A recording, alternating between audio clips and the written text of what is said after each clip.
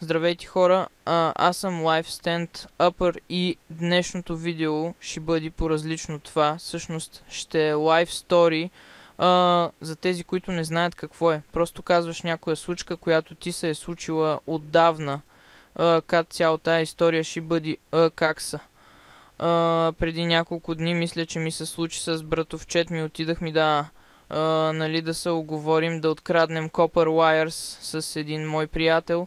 И той предложи да отидем до една къща, там да си открадни някои неща. И ние естествено се съгласихме, вървяхме. Пътя не беше толкова дълъг, в смисъл свикнал съм да ходя доста време. Стигаме къщата, наистина на някои хора ще им се стори далеч. Но всъщност не беше както и да е. Стигаме, обикаляме къщата около 10-20 минути. С братовчет ми естествено не си избрахме нищо интересно. Обаче моя приятел, там си избра някакво желязо или нещо такова и ни излизаме, за да не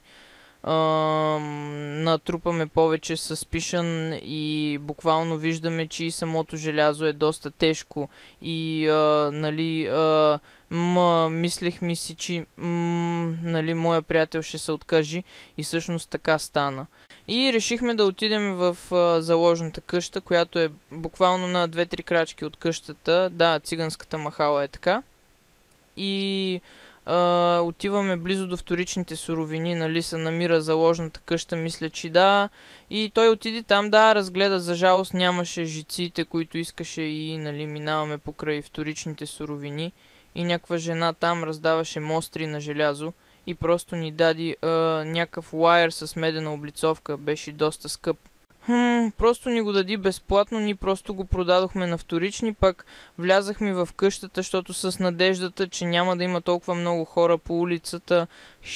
Какво стана? Влизаме, оставяме си, не всъщност да аз и моя приятел си продадохме жиците, а пък братовчет ми си беше заложил неговите преди да влезем и пак, такова отива да си вземе нещо там, някакъв алуминий или си избра, не си спомням, и ние с братовчет ми излизаме пак да не рейзваме с пишън. И какво става? Един циганин идва при нас с братовчет ми и просто вика, такова, вие първо идвате, тук не открадвате нищо, отивате в заложната, после пак се връщате тук и пак не открадвате нищо, вие да не сте българи. И естествено, за да му докажем, че сме цигани, защото по начина, по който го каза, изобщо му личеше, че не ни вярва. И ние му викаме, много метали сме откраднали, той даже посегна да ми рови в чантата. В смисъл, разбирам, че е циганин, аз можех и сам да си извадя нещата. И показахме му, там ми беше телефона, желязото, златото и тем подобни. И братовчет ми също там медени жици, гориво, както и да е. И след 5-10 минути, защото алуминия беше бая тежък, приятеля ми идва и тък му се насочваме към каруцата да си продадем металите с приятеля ми. И пак същия циганин.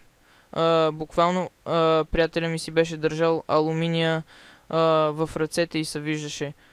Просто циганина почва да му обарва джобовете и някакво пипа и няма пипа и пита ти нещо да си българин и някакво не. Смисъл, аз току-що откраднах тези неща, но не ги ли виждате, и той просто не отговори, просто ни пусна. Взехме си алуминия, заложихме го и после излязохме с още няколко мангали и като цяло това беше историята. Знам, че циганина по принцип има длъжност така да прави, но смисъл не е нужно при условие, че моя приятел си беше откраднал нещата и той пак искаше да го преджоби. Както и да е, да внимавате в Максо да не сте някакво расово майнорити, защото ще си имате бая проблеми. Аз бях Live Stand-Upper и ще се видим в следващия клип. Жалебон, биче сентом Африка, биче сентом компютърка. За всички мои братя по целия свят!